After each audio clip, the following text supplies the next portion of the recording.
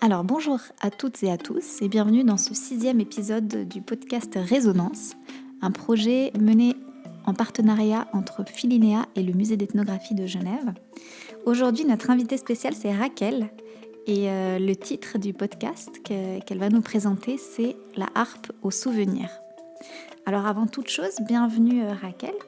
Est-ce que tu serais d'accord de nous dire 2 mots pour te présenter ? Alors, bonjour, je me présente, je m'appelle Raquel, j'ai 26 ans et je suis portugaise brésilienne. Née au Brésil, mais quand j'ai eu 5 mois, je suis allée au Portugal. Et à 2 ans, je suis venue en Suisse. Merci pour cette présentation et merci d'être là. Est-ce que tu peux nous parler du coup de cet objet que tu as repéré quand on a visité l'exposition Afrosonica et qui a attiré ton attention ?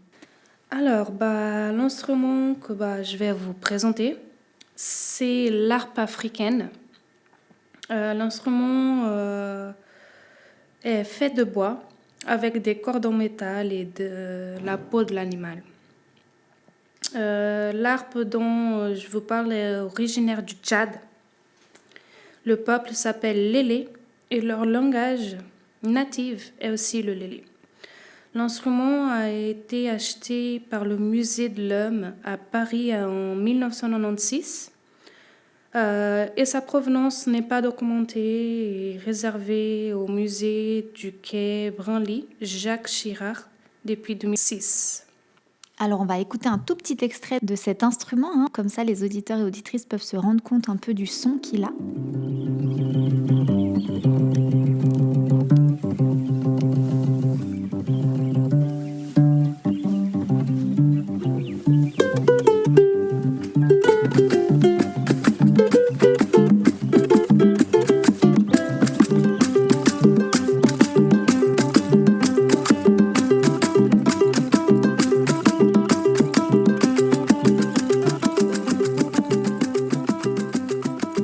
Voilà, donc comme ça, on a une idée un peu plus représentative de ce son. C'est une très jolie mélodie. Est-ce que tu pourrais nous expliquer maintenant, du coup, Raquel, pourquoi ton attention s'est portée sur cet objet et pas un autre, et nous dire un peu, le lien que tu as pu faire entre cet objet et puis ta propre histoire ? J'ai choisi l'harpe car j'aime bien le son et l'apparence de l'harpe. Elle a un son doux et calme et très apaisant. J'ai choisi cet instrument car il me fait penser à mon père qui malheureusement est décédé. Mon père était originaire de l'Afrique et venait plus précisément de Guinée-Bissau. Il jouait beaucoup d'instruments musicaux, presque tous.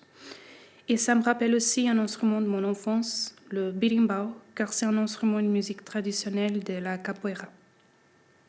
Et je vous propose à écouter une musique auquel vous allez entendre le berimbau pour la capoeira que je vous propose d'écouter. Et du coup, vous allez faire un peu le lien entre l'harpe et le berimbau. Ei, bete vivo, voou, bete vivo, voou, deixa voar.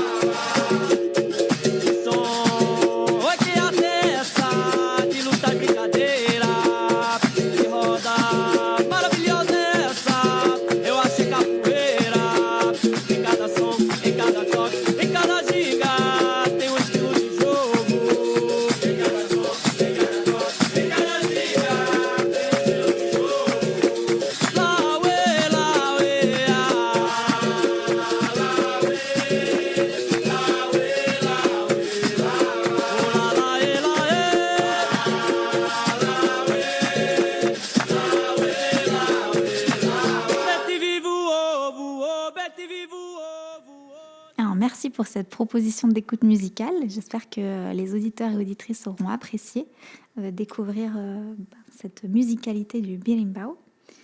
Est-ce que tu peux nous expliquer pourquoi tu as choisi cette musique ? Bien sûr. Alors, j'ai choisi ce morceau car il me rappelle des bons souvenirs quand je dansais la capoeira. La capoeira est un art martial brésilien qui mélange lutte, danse, musique et acrobatie. Elle est née parmi les esclaves pour se défendre et résister à l'oppression. Comme ils n'avaient pas le droit de pratiquer des arts ni de combat, ils dissimulaient leurs mouvements en leur mélangeant à la danse et à la musique. Ainsi, la capoeira leur permettrait de s'entraîner en secret, tout en préservant leur culture et leur liberté intérieure. Et est-ce que toi, tu pratiques encore la capoeira?